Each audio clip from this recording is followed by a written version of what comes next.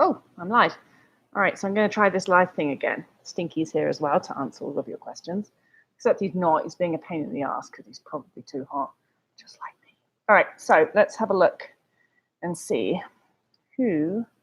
And this person is actually not English. So give me a second and I will try and do Google Translate because they sent me an email in another language and I don't speak anything other than English. I mean, I can try and speak French, but it's not very good. It really isn't. It's kind of a little bit more like me making noises and making things up, which is kind of what my English is like. All right, so this person is called Valentina. She's a beautiful name. Valentina, right. So I'm writing you because I don't know how to get out of this current eating situation. Struggled with anorexia when I was around 11 years old, although I'd been completely aware that I was having an eating disorder at the time. However, at some point, I started to gain weight again because my mother begged me to do so, and I couldn't bear the hunger anymore. With my first attempt at recovery, I started having cheat days to satisfy my food, seeming endless food cravings. Those cheat days continued up until I was 14, probably because I counted my calories and restricted food I don't know the calorie content of. So I would binge out on those days at the weekend. However, eventually, my eating disorders took another swing at me, and I even restricted the cheat days. I started dreaming of food, watched food porns, cheat days on YouTube. It's that thing. People put cheat days on YouTube. So yeah, lots of mental hunger. And I binged and I binged and I binged. So that summer decided that enough was enough and started to eat and I binged. And I continued to binge. And I still binge to this day, 4 months into recovery. I have had periods of restriction between my binge episodes which only increased my urges to binge. I went to a therapist who wanted to put me on a meal plan so I didn't end up weighing lots and lots of weight, getting really heavy, but that didn't end up working. Should I embrace my binge eating and work towards stopping the guilt and limiting beliefs around food? Or did I develop binge eating disorder and need to restrict all these episodes as best I can? Maybe I should follow a meal plan after all. I'd really like to know your opinion on my situation because I'm desperate. P.S. I'm at a normal weight by BMI standard. Wow, the clue there is just what you said. You started to eat without restriction and you binged, which is entirely appropriate and normal. The problem is you said you restricted between the binges. And that's just where things are going to start getting a little bit hectic. Like you got to think about if you binge and that's your body going, I need a load of food. It's fine.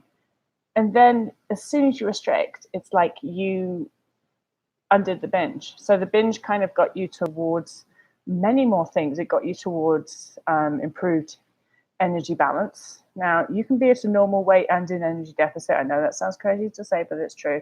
It also, the binge sort of got you towards your brain beginning to believe, all right, there's lots of food in the environment. I can chill out a bit. And then as soon as you restricted, what happened is you just wiped all that out of it. And you just, when your brain went, oh, well, yeah, no, I'm definitely in the famine again. So I got to keep all the eating disorder stuff active. So the mental hunger will stay and the desire to binge will, of course, not go anywhere because you restricted.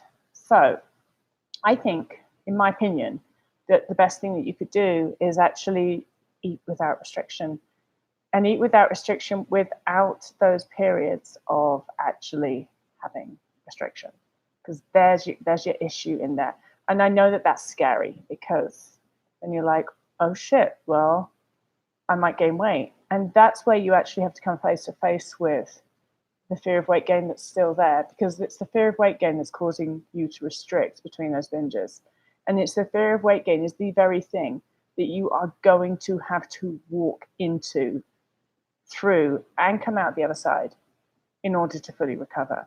And so a lot of the time what happens, you start sort of underweight and then you start eating more, and then you get to around, you get in towards the healthy BMI, and then you realize that the hunger's still there and you still actually want to eat a lot more. And that's when your brain starts going, well, this isn't okay anymore. Like I can do unrestricted eating up to a certain BMI. And once I start going past that certain BMI, suddenly you're going to start questioning it. And so the deal is, and the real deal with trusting your body and saying, I trust my body to know where its healthy weight is supposed to be, and is not putting conditions on that, and not saying, I trust my body up to BMI ... And then other than that, I'm going to be like, all right, body doesn't know what the fuck it's doing, and start restricting again. It's difficult. I know that trust part is difficult. It's important. It's not just important, it's critical actually, that because you have to work out how to force yourself into saying and acting as if you trust your body unconditionally to know what it's doing. And every time you restrict, you are not demonstrating that. All right. Somebody's written, I don't get what is the difference between extreme hunger and a binge. It's confusing. Well, does it matter? I don't know. And maybe there isn't any difference. I guess for me, extreme hunger was like I was just hungry the whole time, regardless seemingly of how much I ate. And it lasted for like a long period of time. It was just days and days and weeks and weeks. Whereas binge episodes could be isolated. So I certainly had binge episodes when I was not what I would call in extreme hunger. And that would just be like, you know, like I'd be working late, and I used to work as a chef. God, so ironic. And then suddenly, like, I would just raid the pantry and I'd eat a whole flipping tub, like industrial sized tub of sticky toffee pudding.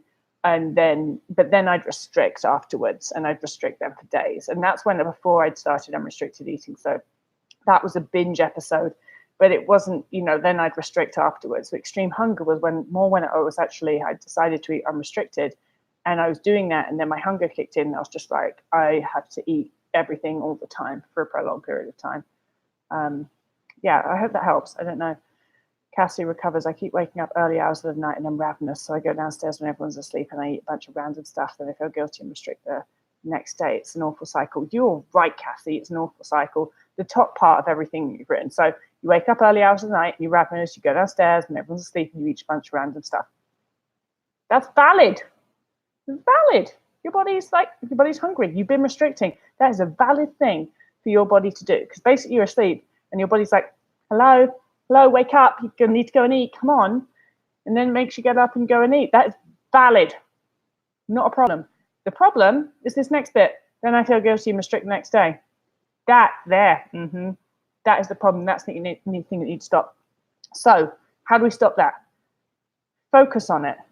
You know at night you're going to wake up and you're going to go out and eat, right? You know that's going to happen. Let it happen. It's fine. You also know that when you wake up the next day, you're going to want to restrict. You know that's going to happen. That's not fine. Focus on that bit. Gear yourself up. Promise yourself and commit to not restricting. Get breakfast ready. Set your alarm clock. Let the alarm go up. Get up. Go downstairs and eat your fucking breakfast. And then continue eating through the day. You have to focus on the morning. You have to focus on being determined not to allow yourself to restrict food in the morning. All right. I hope this video was a bit better. I hope the sound didn't cut out. I use my headphones just in case. If it does, I'm sure that you guys will let me know. How do you convince your mind to stop engaging in compulsive exercise? How do you stop the compulsive exercise and feelings of guilt associated with not exercising? You know what is funny is that someone called Cassidy and another person called Cassidy. Anyway, so how do you convince your mind to stop engaging in compulsive exercise? You don't. Your mind's not going to stop, because your brain has this belief that you have to compulsively exercise.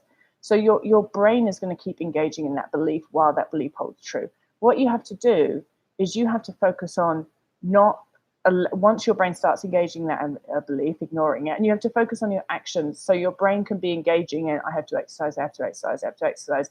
That doesn't mean that your action has to then be to exercise. And as long as your action is then not to exercise, at some point your brain's going to be like, she's not paying any attention to me. She's not paying attention to any of these exercise thoughts. Maybe I should just stop them. Maybe they're not relevant anymore. And gradually, because your actions have not confirmed the thoughts about compulsive exercise, your brain will gradually start to get the message. All right, I really do have to go now. See you tomorrow. Bye.